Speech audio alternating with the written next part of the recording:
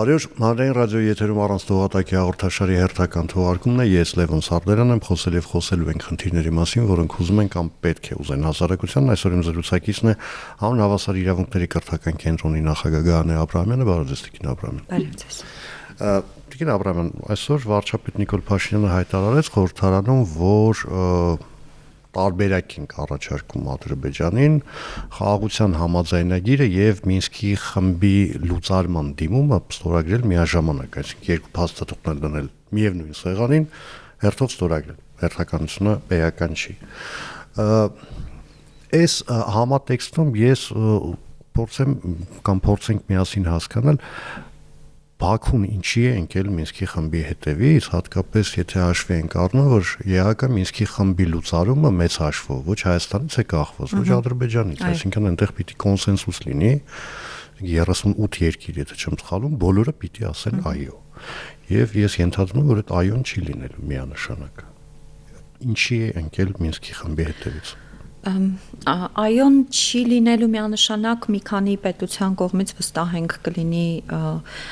ընդվզում կամ վետոյի կիրառում, բայց մյուս կողմից նաև միշտ նայելու են Հայաստանի դիրքորոշմանը, եթե Հայաստանը կողմ է եւ մենք կարծում ենք, որ դա կայունությանը, խաղաղությանը նպաստող քայլերից մեկն է, գուցե այստեղ միջազգային նաև այդ առումով կոնսենսուս ձևավորվի, բայց ինչու է Ադրբեջանը այդքան իսկապես նպատակ դրել լուծարել Մինսկի խումբը, հատկապես որ Մինսկի խումբը վերջին առնվազն 5-6 տարի, այսինքն 2020 թվականի պատերազմից հետո անգործունակ էր կամ թերի գործունակ էր եւ այլն, այսինքն մեծ հաշվով իր հիմնական պարտավորությունը պաշտպանելու կամ կարգավորման գործընթացին նպաստելու մեծ հաշվով չէր գործում։ Կարծում եմ այստեղ հիմնական պատճառը մի քանի շերտերում է թաքնված կամ բազմաշերտ է, հիմնականում ինչ որտեղ կապված է Բաքվի շատ այդպես խորքային վախերի հետ, ընդ որում դրանք շատ հաճախ ոչ իրական կամ ոչ ռելևանտ վախեր են, հաճախ մեզ համար տարօրինակ թվացող, օրինակ, որ այնուամենայնիվ չի վերացել կոնֆլիկտը եւ կոնֆլիկտի կարգավորման իրական խնդրին վերադառնալը դեռևս հնարավոր է եւ այս դեպքում իրենք իսկապես մեծ վտանգ են տեսնում Մինսկի խմբի մեջ։ Ինչու հատկապես Մինսկի խմբի կանոնակարգերում, որովհետեւ այստեղ հիմնական կանոնակարգը, որ կարգավորման հիմքում էր դրված, դա ԵԱՀԿ-ի Հելսինկյան եզրափակիչ ակտն էր, որտեղ հավասարազոր դրույթներ էին տարածքային ամբողջականությունը եւ ինքնորոշման իրավունքը։ Ես մի դրվագ ասեմ իմ այդպես նախկին պատգամավորական կյանքից, երբ ուղղակի տեսանելի էր, թե այս վախերը այս փաստաթղթի նկատմամբ որքան մեծ էին եւ որքան խորը։ Երբ օրինակ ընդունվում էր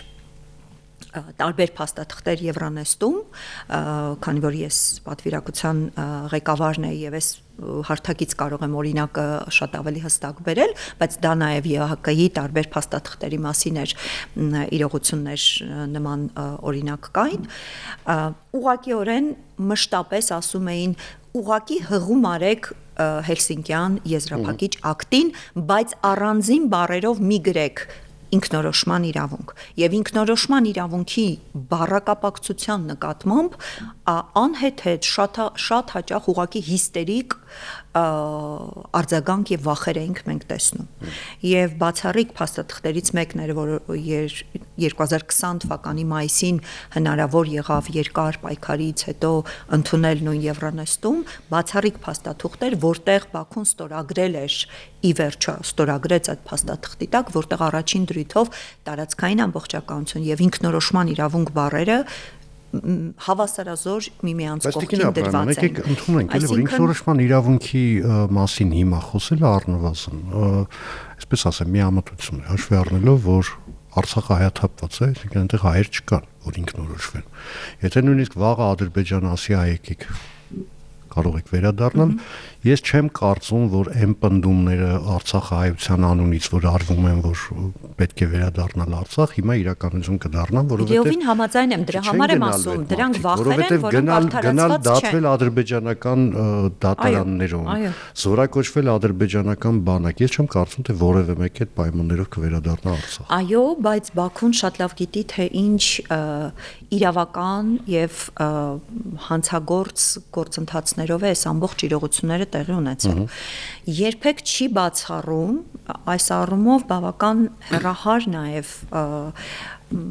երկարաժամկետ նաև պլաններում փորձում են ընդհանրապես բացառել վերադարձի իրավունքը եւ այլը եւ ընդհանրապես բացառել որևէ կերպ որևէ իրավական ճանապարհ, այսինքն սրանք նույն հարթության վրա են ինչ որ հայցերի հետ կանչումը, չէ՞։ Օրինակ մենք հիմա երբ շատ հաճախ օրինակ նույն բանավեճերի ժամանակ շատ գործընկերներ ասում են, «Էհա մեկա, օրինակ, չգիտեմ, ՄԱԿ-ի արդարադատության դատարանը որոշեց, որ այո, արկա է ռասայական խտրականություն եւ այս ամբողջ կոնֆլիկտը ռասայական խտրականության եւ ատելության հիմքով է եւ այլն, եւ ինչ»։ Այս հարցը հաճախ է տրվում, բայց այդ եւ ինչի պատասխանը նաեւ պիտի տեսնենք Բաքվի պնդումների եւ վախերի մեջ։ Այսինքն իրենք շատ լավ հասկանում են, որ կարող է աշխարհում ինչ որ իրավիճակ ստեղծվի, կլինի 10 տարի հետո, կլինի 20, ինչ որ ժամանակ անverջ այս անկայունության իրավիճակը չի լինելու։ ՄԱԿ-ի բոլոր այդ ընթացակարգերը վերանայվելու են, փոխվելու են, բայց աշխարհի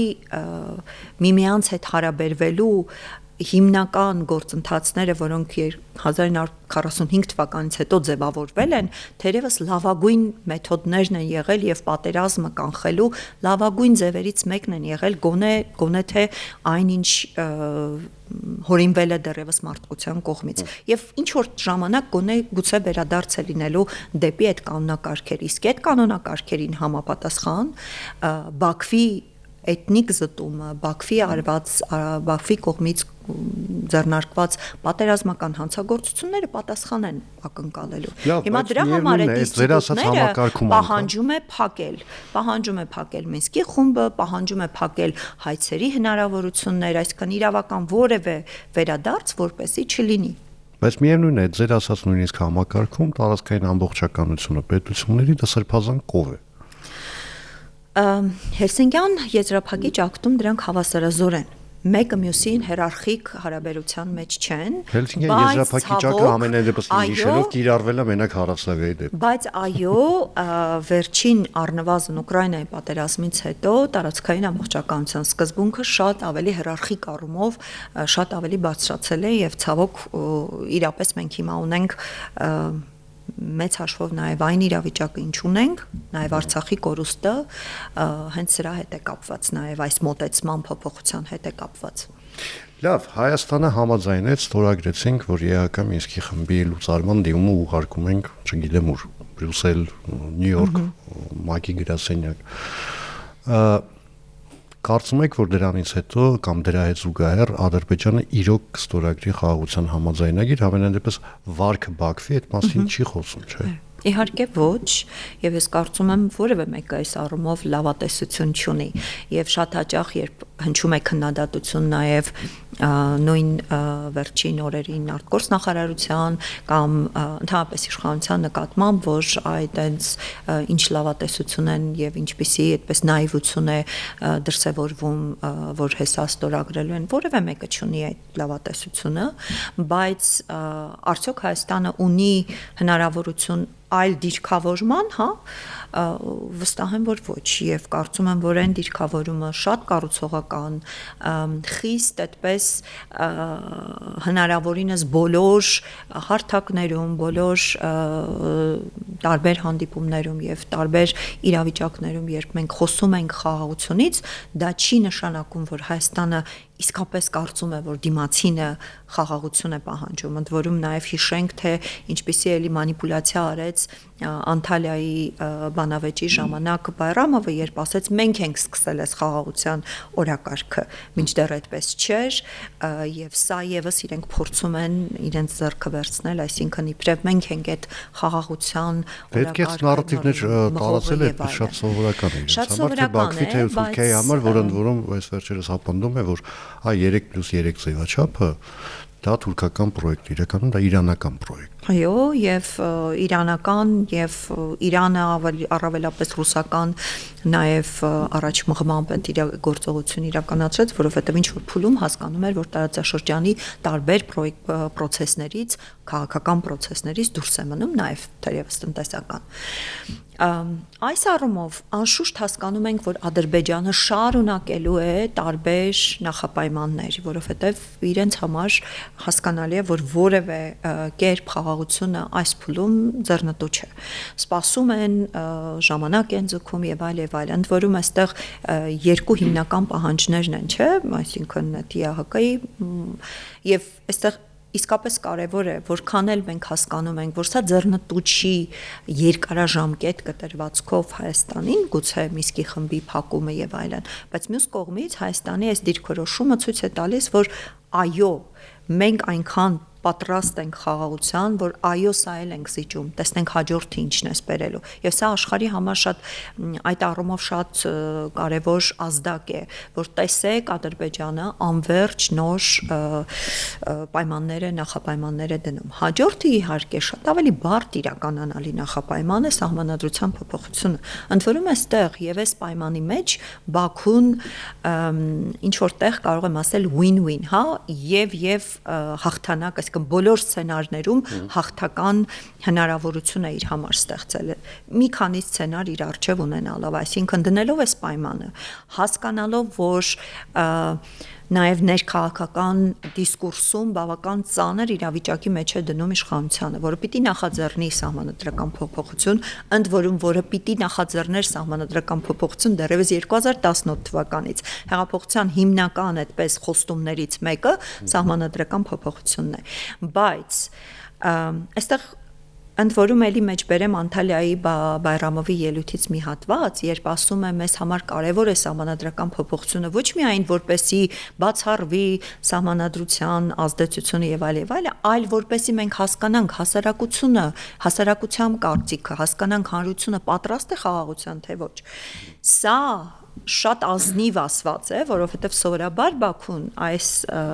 հասարակության մասին եւ հասարակության տրամադրությունների մասին սովորաբար չի խոսում, որտեղ այստեղ է հենց թաքնված իրենց իրական պլանը, որն է հիմնական պլանը, որ այո, եթե անգամ սահմանադրությունը չի ընդունվում, ասում է Հայաստանի ժողովուրդը պատերազմ է։ Այո, այսինքն եթե ընդունվում է փոփոխությունը էլի շատ լավ է, եթե չի ընդունվում փոփոխությունը շատ ավելի լավ, ունենում են իրենք այս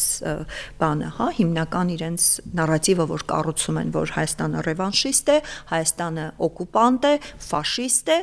ուրեմն հետևաբար այս կորելացիան է հիմնական, ուրեմն հետևաբար պիտի դեմիլիտարիզացիա արվի,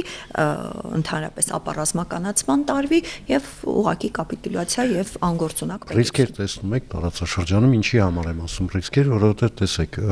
Միացյալ Նահանգները այսպես բուրըն խելագարության փուլում է, հա, ինքը իր իսկ ձեռքով ոչնչացնում է իր իսկ ազդեցության գործիքները։ Ռուսաստանը զբաղված է ուկրաինական ճակատով։ Իրանը բավականաչափ ուժեղ չէ։ Թուրքիան զբաղված է մերձավոր արևելքով։ Թուրքիան միաժամանակ համաժամանակյա խաղերի ներքին ռեսուրս չունի։ Եվ ռիսկ տեսնում եք, որ այս իրավիճակում Ադրբեջանը հանկարծ կարող է որոշի, այ գիտեք ինչ կա, շատ լավ ժամանակ է ինչ որ բան անելու համար։ Ցավոք այո, այս ռիսկը կա, հատկապես Իրան-Իսրայել այս իրավիճակներում բարեբախտաբար 2 օր առաջ տեղի ունեցած բանակցությունները Օմանում հույս են ներշնչում, որ այդ լարվածությունը բավական թոթափվել է, նաև հույս է ներշնչում, հույս որոշակի ներշնչեց, որ լարվածությունը կամ ամերիկյան կողմից գոնե այդ կանաչ լույսը չունի Իսրայելը վերջին հանդիպումից հետո Այսինքն այս իրավիճակում անշուշտ բավական լարվածությունը շատ մեծ է եւ այո Ադրբեջանը սրանից կարող է օգտվել, այսինքն միանշանակ կարող է օգտվել։ Ստեղծվել է մոտապես այն իրավիճակը, ինչ որ 2020 թվականին, հա, երբ COVID էր, երբ վստահաբար կար արդեն նաեւ ռուս-ադրբեջանական հստակ պայմանավորվածություն կամ որոշակի այդպես գործարք, որ այստեղ մենք ցես թույլ ենք տալիս, այ հետո Ուկրաինայում մեզ պետք է օգնեք եւ այլ, որից հետո նաեւ բխեց ռուս-ադրբեջանական այդպես դաշնակցային պայմանագրի, որը վստահ եմ սկսել էր ոչ 1 կամ 2 տարի առաջ։ Այսինքն այս առումով լարվածությունը շատ է, բայց շատ լայնապաշտապ հարձակման գնալու կարծում եմ քաղաքական այնուամենայնիվ ռեսուրս Ադրբեջանը հիմա չունի։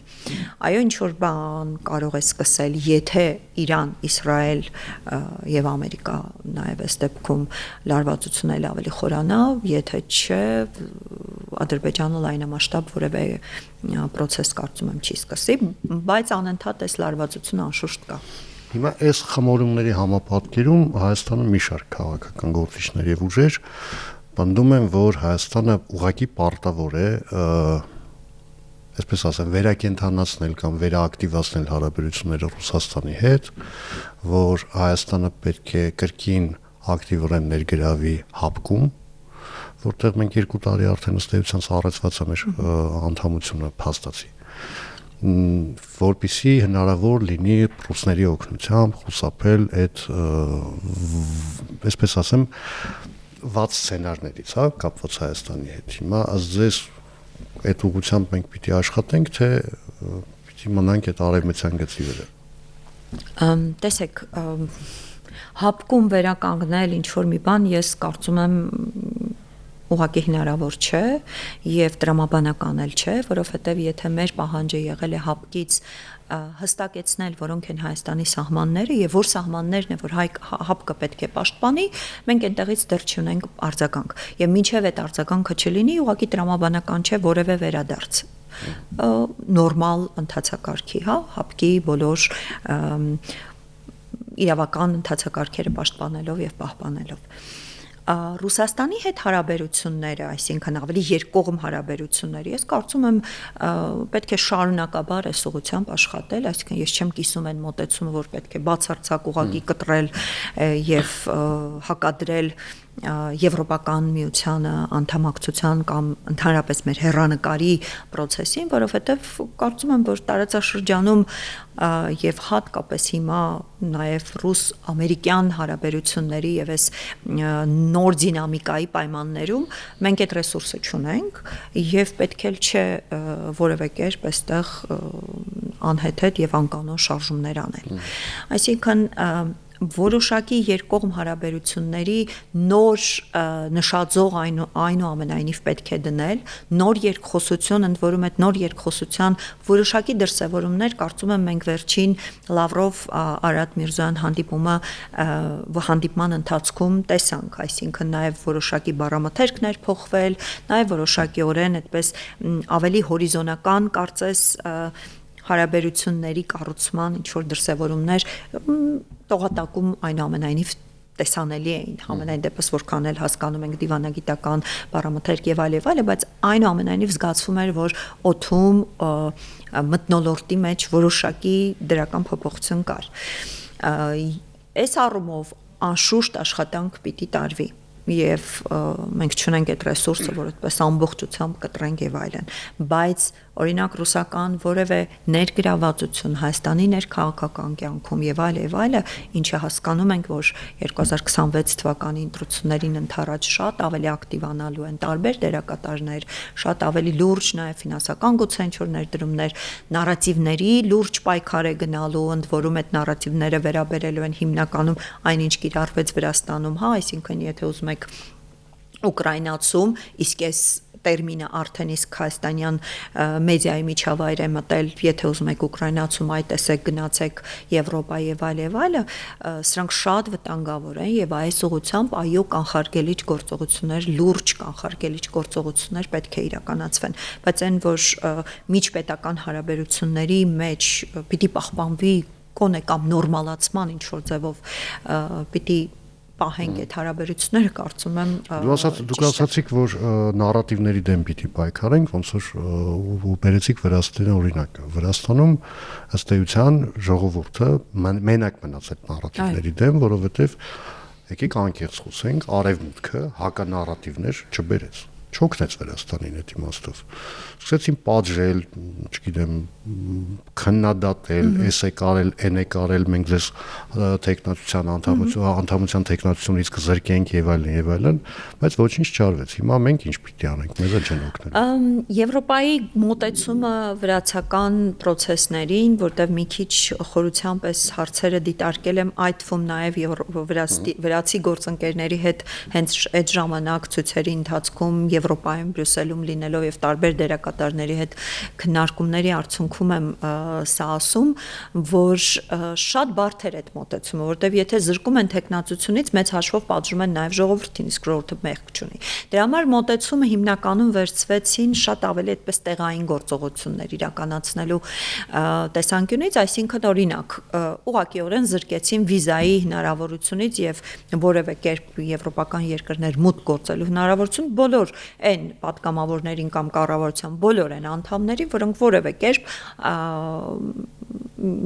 ազդեցություն են ունեցել կամ միջամտել են այդ բոլոր գործընթացներին, այսինքն գրեթե բոլոր պաշտոնյաներին ուղղակի զրկեցին վիզայի հնարավորությունից, այսինքն sense տեղային գործողություններ էին իրականացնում կամ բյուջեի ուղղակի ներդրումներից զրկեցին եւ այլը։ Մեր դեպքում շատ տարբեր է։ Այսինքն մեր դեպքում եւ ես կարող եմ ասել, մեր իրավիճակը մի փոքր ավելի լավ է այն առումով, որ այնուամենայնիվ պետական ինչ-որ համակարգեր կան, որոնք կարող են սրա դեմ պայքարել, բայց մեր դեպքում հասարակությունը դեռևս այդքան շատ հստակ կողմնորոշված չէ, որքան Վրաստանի հասարակություններ, որովհետև Վրաստանի հասարակությունն նաև այդ պտուղն է արդեն քաղել եւ գիտեն որքան քաղցր է եւ որքան հաճելի է այդ ազատությունը նաև եվրոպական, որտեղ ունեն վիզայի ազատականացում, ունեն այդ կապերը, շատ են արդեն գնացել, տեսել են ունեն նաև հնարավորություն որոշ ժամանակ նաև այնտեղ աշխատելու, հետո վերադառնալու, այսինքն այս տեսանկյունից մեր հասարակությունը շատ ավելի քիչ մեդիագրագետ է, երկրորդը շատ ավելի քիչ պատկերացում ունի ընդհանրապես ինչ է Եվրոպան եւ ինչ է ավելի բարեկեցիկ կյանքը եւ ավելի բարեկեցիկ հնարավորությունները եւ այս առումով շատ ավելի խոցելի կարող են լինել նույն այդ նարատիվների առաջմղման տեսանկյունից։ Մտավախություն չունեք, որ Եվրոպան կկրկնի 2013 թվականի սխալը Հայաստանի նկատմամբ, երբ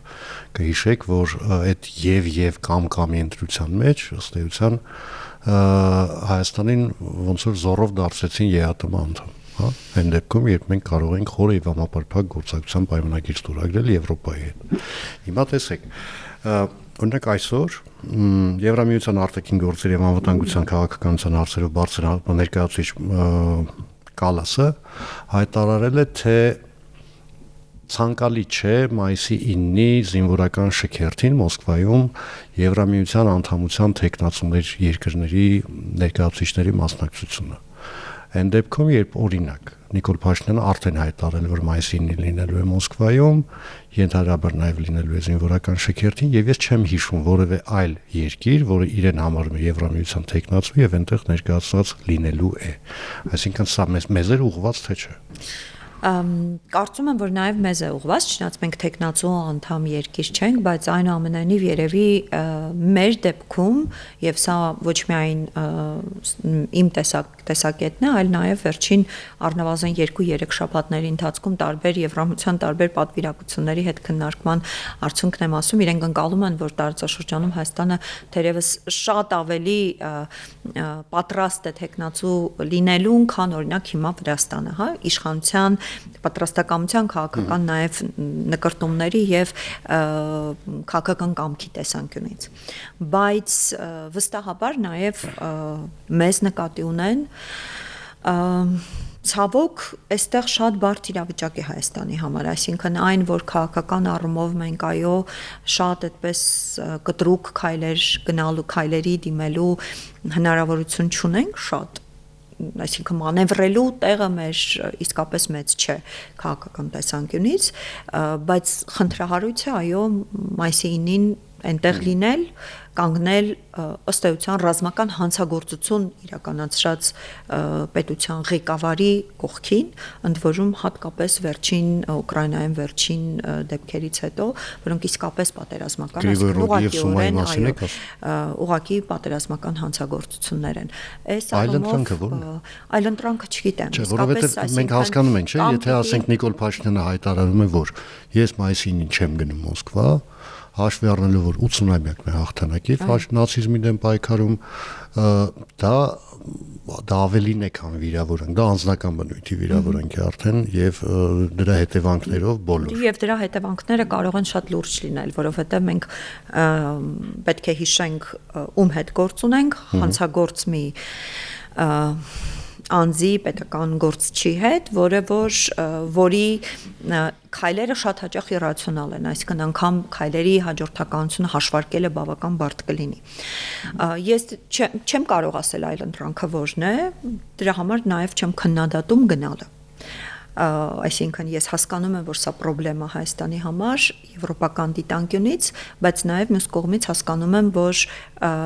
բավական բարդ է Հայաստանի համար մերժել գնալը եւ կարող է շատ վատ հետևանքներ ունենալ։ Եվ նույն եվրոպացի գործընկերների հետ երբ խոսում եմ եւ ես ասում եմ, որ իսկ դուք մեր դիրքում լինելու պարագայում ունենալով կախվածություն տնտեսական այսքան կախվածություններ հնարավոր բոլոր նաև ճանապարհային կախվածություններ ունենալով մեր փոխարեն ինչ կանեինք այսինքն եւ այնտեղից միանշանակ պատասխանելի չեմ ստանում այսինքն շատ լավ պիտի որ իրենք էլ հասկանան որ Հայաստանը դառնով շատ բարդ իրավիճակում է եւ այո պետք է այսպես մանևրելով փորձի դժվար է ասել իհարկե բազմաբևեռայնությունը ընդհանրապես այս բազմակողմանի քաղաքականությունը որքանով ճիշտ է որովհետև իսկապես բարդ է երկու աթոռին նստելը բայց մյուս կողմից այնպիսի աշխարհաքաղաքական այնպիսի իրավիճակում ենք որ շատ միանշանակ քայլեր անելն էլ ավելի վտանգավոր է Հիմա Ռուսաստանը վերջին շրջանում ուղիղ ասենք էլի սպառնում է Հայաստանին հա բարբերաբար որոշակի սպառնալիքներ հնչում են տարբեր փոխարգործնախարարի բերանով շուրթերով կլինի թե կլինի Մարգարիտա Սիմոնյանի շուրթերը տարբեր են խոսույթը նույնը հիմա այս իրավիճակում Հայաստանը պիտի դրան արձագանքի որևէ կերպ թե չպիտի արձագանքի այսինքն վայ կարող է մեր հետ չէին հա այդպես մոտավորապես դիվանագիտությունը այո մեզ հաճախ դրթում է ուղղակի ինչ որ մի պահի կույր լինել, ինչ որ մի պահի խուլ լինել, չլսել, ինչ որ բաների ուղղակի չարձագանքել։ Անշուշտ Մարգարիտա Սիմոնյաններին արձագանքելու այլ խողովակ պետք է լինի եւ արձագանքը ըստ էության արդեն տրվել է իրեն ընդհանրապես Հայաստան մուտք գործելը արգելելով, բայց ավելի բարձր մակարդակներում որոշ պատասխաններ անշուշտ պիտի հնչեն եւ այդ պատասխանները կարծես ինչ որ ձևերով նաեւ տարբեր խողովակներով հնչեցվում են ինչ որ մի պահի անշուշտ պիտի լինի շատ ավելի կոշտ ինչ որ մի պահի պիտի լինի շատ ավելի մեղմ այսինքն սա իսկապես մեծ հաշվով մեր հարաբերությունները նաև կախված են ռուս-ամերիկյան հարաբերությունների հետ եւ այս դեպքում շատ հաճախ երբ օրինակ նույն քննադատությունն է հնչում թե ինչու այսքան արագ Հայաստանը էլի զիջում արեց եւ համաձայնեց այս 17 կետերին խաղաղության համաձայնագրի, չէ որ մենք կարող էինք գուցե Ամերիկան այս պահին լիներ հետաքրքրված ներգրավելու եւ այլն Ընդ որում ես ինքս մոտապես մի քանի ամիս առաջ, երբ Թրամփը դեռ նոր էր ընտրվել եւ այլն, ես ինքս եմ նաեւ գրել եւ ասում, որ մեր կոնֆլիկտն լավագույն, ինչպես անգլերենում ասում են low hanging fruit, այսինքն ամենահասունացած պտուղն է, որը կարող է քաղել եւ ստանալ իր խաղաղարարի, այսպես ասած, կոչումը ի վերջո արժանանալ իր Նոբելյան մրցանակին, որը իրենց համար հետաքրքիր է, բայց մյուս կողմից միշտ պիտի հաշվի առնել եւ տեսնելով թե Թրամփը ինչպիսի հիմնական գործելավոճ ունի տարբեր կոնֆլիկտների իրավիճակում ում է առավելապես ճնշում թույլ կողմին իսկ որն է վստահությունը որն էր վստահությունը որ այդ միջամտելու դեպքում մեզ չէր ճնշելու, օրինակ Զանգեզուրի միջանցք տալ եւ այլը։ Դրա համար այս համաձայնությունը նաեւ հնարավորություն տվեց կանխելու միջամտությունը, որտեվ եթե հիմա օրինակ լավագույն սցենարի դեպքում ԱՄՆ-ն միջամտի եւ ճնշում գործադրի Ադրբեջանի վրա ստորագրելու, եթե Ադրբեջանը դնի SSS նախապայմանները, մեր հիմնական ասելիքը այստեղ եւ փաստարկը լինելու է արդեն համաձայնեցված է, եթե հիմա մի կետ էլ փոխենք, ամբողջը փլուզվելու է, ելի գնալու է տարիներով քննարկում։ Այսինքն շատ կարևոր էր այս համաձայնությունը ֆիքսել երկկողմանի, որպեսի որևէ միջամտություն, որևէ աշխարհաքաղաքական կենտրոնից եթե լինի, որտեղ մենք թույլ կողմն ենք եւ միշտ ցանկացած միջնորդի համար հեշտ է թույլին ճնշելը։ Սա դիվանագիտության բանն է, այբուբենի հիմնական դրույթներից է, երբ փորձում ես միջնորդի դերում լինել, հիմնականը ում պետք է ճնշել եւ ումից պետք է զիջում կորզել, դա թույլ կողմն է։ Այս դեպքում մենք ունենում ենք լավ փաստարկ, որ արդեն համաձայնեցված է, եթե որևէ դրույթ անգամ փոխվի, փլուզվելու ամբողջ փաստաթուղթը։ Եվ նաև այս իրավիճակում շատ բարդ է այս դինամիկաների մեջ մենք սենց միանշանակ որոշեք Ռուսաստանի հետ ուղղակի բացարձակ կտրում ենք հարաբերությունները եւ գնում ենք Եվրամիություն, այսպես չի լինում, դիվանագիտությունը այդպես չի կառուցվում։ Ենթադրում եմ, շնորհակալություն զրույցի համար, հիշեցնեմ այսօր իմ զրուցակիցներ Հանուն իրավունքների կրթական կենտրոնի նախագահ Գայանե Աբրահամյանը, ես Լևոն Սարդարյանն եմ, կհանդիպենք արդեն վաղը նույն ժամին, նույն վայրում, հաջողություն եւ համբերություն բոլորիս։